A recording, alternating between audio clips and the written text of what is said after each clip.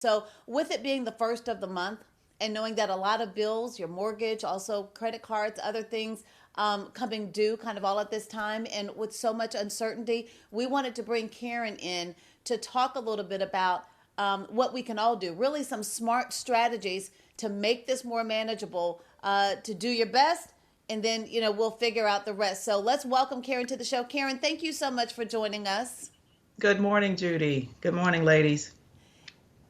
It's good to see your smiling face. Karen, before we dive into your smart strategies, I want people to know that the information you're about to share, obviously, it comes from your research and expertise. But when we talk about layoffs, when we talk about transitions in life, when we talk about unexpected things happening in life, you have lived all of that. So you're talking not only from technical expertise, but real life expertise. Can you share a little bit about your story, the job layoff that you went through, also some unexpected things that have happened in your life that you had to figure out? Yeah, we've been there, done that. And one thing I can tell everybody is that, life throws you a lot of obstacles. And my sister-in-law likes to says that life is a master class. So I've gone through the layoff. I worked for a financial company and then a mortgage company for 11 years, and one day didn't have a job. So the silver lining for me was that I had the opportunity to open up my own business. So one of the things that I might ask the viewers to do is look at what skills you love and think about and consider, is that something that after we get through this storm that you can monetize? So we built a business, doing well in the business, and then 2015, which was the last year I think that we were doing the Women, Wisdom, and Wealth segment together, Judy. My father took ill, and I was his primary caregiver. So it was really stressful. At the same time, we had the flood, and he was at the hospital. I couldn't get to him. So that was stressful. We made it through, as we will in this situation.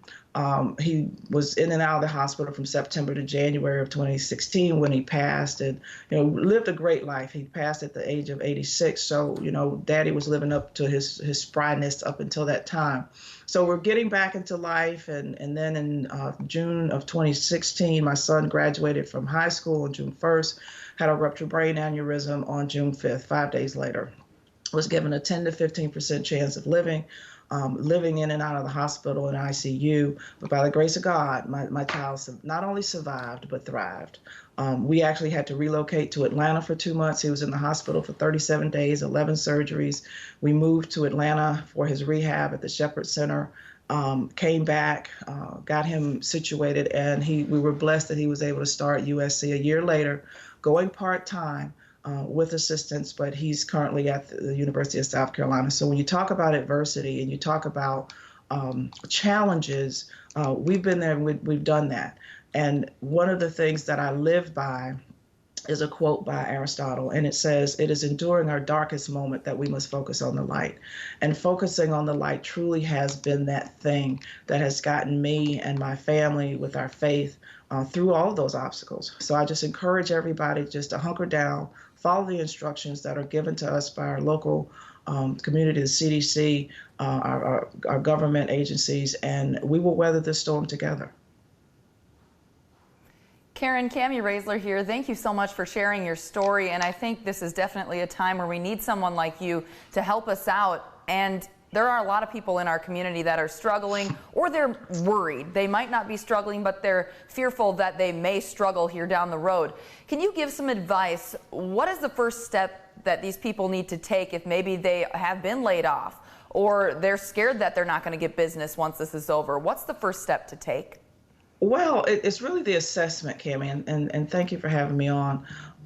It's the assessment. You have to stop. You can't just, oh my gosh, deer in the headlight. You have to take an assessment and try to figure out, where am I right now? Look at, hopefully, from our previous sessions, we've learned that there's a process called budgeting, that we have to allocate a portion of our income toward a contingency plan. So for those of you who did that, you're in a much better place than most. But for those of you who did not, let's take a look at all of our finances. Look at how much income you have coming in. Look at how much money you have saved up or stashed away somewhere, and then put that in a pile or in a bucket. Use an Excel spreadsheet. You can do this on paper. Then you want to go in and look at all of your expenses. and see how much money you have going out every month. Hopefully you know that already. And I'm not talking about doing it in your head. People think doing something in your head is a budget. That's not. But you get a true eye view of what you're dealing with. Then you want to prioritize your bills. You want to say, okay, what are the most important? I know you want to say cable is most important because you're stuck at home, probably with family and friends, but it might not be the most important. The most important is shelter. We want to make sure that we have some place to live. We want to make sure that we have our lights on. We want to make sure that we have food. Those are the primary. And those are the most important, that if you had to cut something out or pause something, that you want to focus on those particular areas, and start there. And after you prioritize, you might have to decide who we want to communicate with to see if they have any type of forbearance. Will they allow you to forego a payment? Will they allow you to delay a payment? And a lot of the industries out there are doing that. Karen, good morning. Madeline Cudahy here. Good morning. You just mentioned a lot of the things that we need to think about pausing and really taking stock of our budget. I think my dad is probably like, his ears are burning, like, hey, I talked about that budget with you since you were like 10. So I think it's really important that we do take stock of that. But there are so many resources out there that people might not realize that could give you assistance. What resources and what assistance do you know of out there right now that people need to be aware of? Well, let me start it out with saying we have to help ourselves first. And I'll tell you, from back in my day when I was a foreclosure counselor in 2008, a lot of people did I don't want to do this. And when I tell them to bring stuff in, they brought me envelopes in that weren't even opened.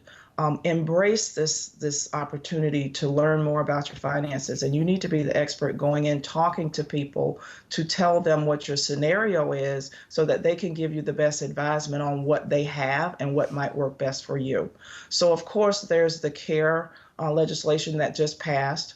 I will caution people that this is the time when every crook that is out there is going to try to separate you from your money. And it's going to be up to you to be diligent in ensuring that you are, again, aware of how much money you have, how much you need, what's coming to you. The checks that are coming in are probably going to be sent direct deposit, especially if you got a direct deposit IRS return. And they're not going to call you. They're not going to email you. They're not going to ask you to verify information. They're not going to, or there's some companies that might come in and say, hey, why don't you, if you want to get it quicker than 3 weeks, we can help. And here's what we can do. Not an option.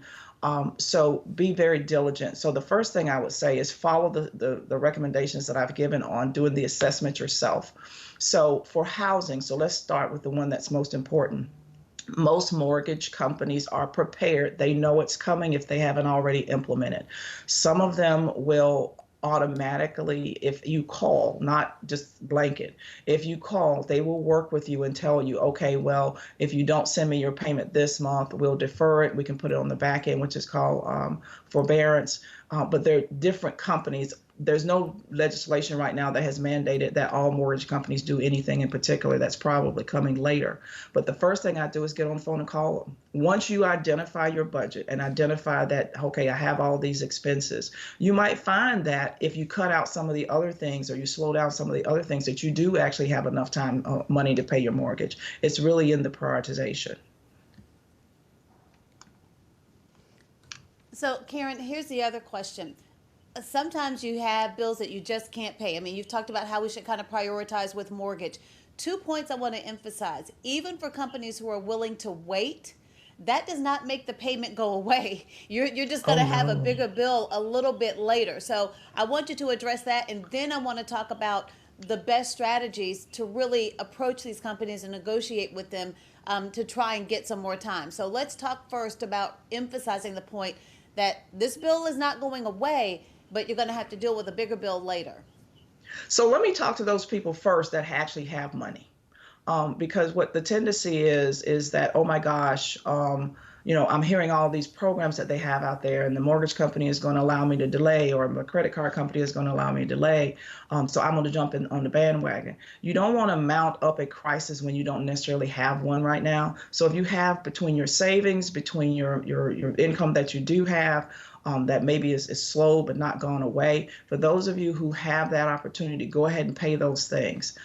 Judy's right. They said they would defer, delay, because the anticipation is that this issue is going to go away and we'll get back to some sense of normalcy. You don't want to get on the other line of that or on the other side of that, and you have this mounting bill of, I did not pay my mortgage for 3 months, or I didn't pay this bill for 2 months, or I didn't pay this bill for whatever period of time. And now they're looking at you to pay it.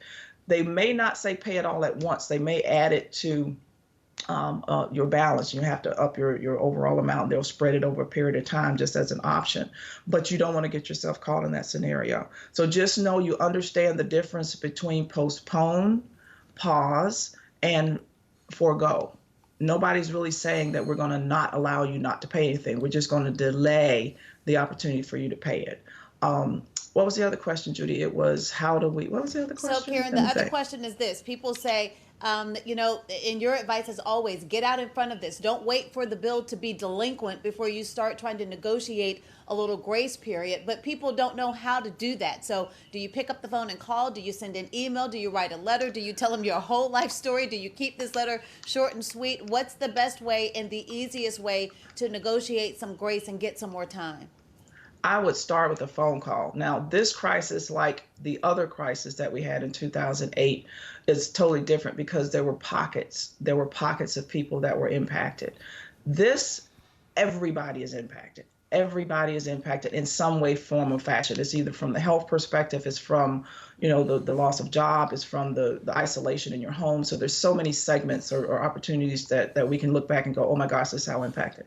But the financial side, the numbers of unemployment are horrendous.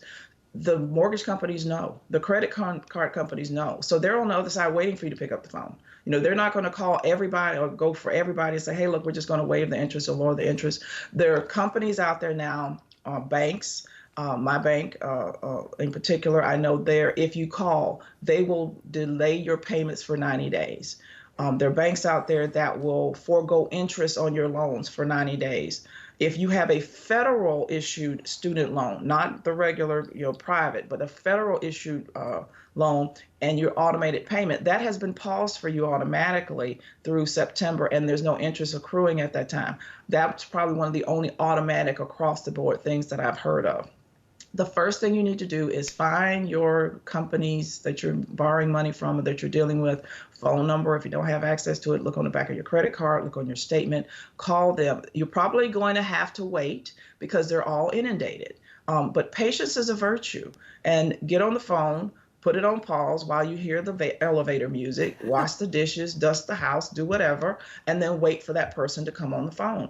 And then just be open and honest with them. I was laid off. My hours have been reduced. I need some assistance. They already have a plan waiting for you to call. So again, for those of you who need it, call. For those of you who don't and you have that pocket of money, sit back and let the others be on the phone and not plug up or get a traffic jam going. Wait until you actually need that opportunity. Let the people that have absolutely nothing get in first. Karen Camu once again, and we're about to wrap things up here. I would just like you to leave our viewers with something positive here. What advice can you give to them, and what can the positivities be out of this entire ordeal? There's always a silver lining. I mean, and even with all of the challenges that I shared with you. So, for example, when I got laid off, I never thought I'd own my own business. So I'm running my own business now, primarily in the contracting arena. But there's always a silver lining. This is a time for us to sit back and do an assessment of ourselves. We're home. Turn the TV off. I love WIS. I watch in the morning. I watch in the evening. For a period of time to get the update. But at that point, you have to be careful about oversensitizing your body. We get overstimulated, and that additional information all the time, drilling in causes stress. I believe in prayer, meditation. I believe in journaling, but do it from a place of gratitude. We know I have absolutely no doubt in my mind that we're going to get on the other side of this thing. The question is when. So the sooner we all hunker down and give us the community or the disease an opportunity to have nobody to connect with, it will die down and we will get back to some normalcy. We are a resilient city. We're a resilient country. It's a resilient world. And this too shall pass. But we have to be positive about it. We have to be there for each other. And just know that if you need the advice, WIS is wonderful about putting out financial and other advice, knowing what opportunities there are out there. Stay tuned in. And if there's anything that I can do, I'm here for you, WIS. I'm here for the community, and we will get through this together. All right, Karen Jenkins helping us with all our financial questions this morning. Karen, thank you so much for your time. Thank you. You guys have a blessed day. Stay safe.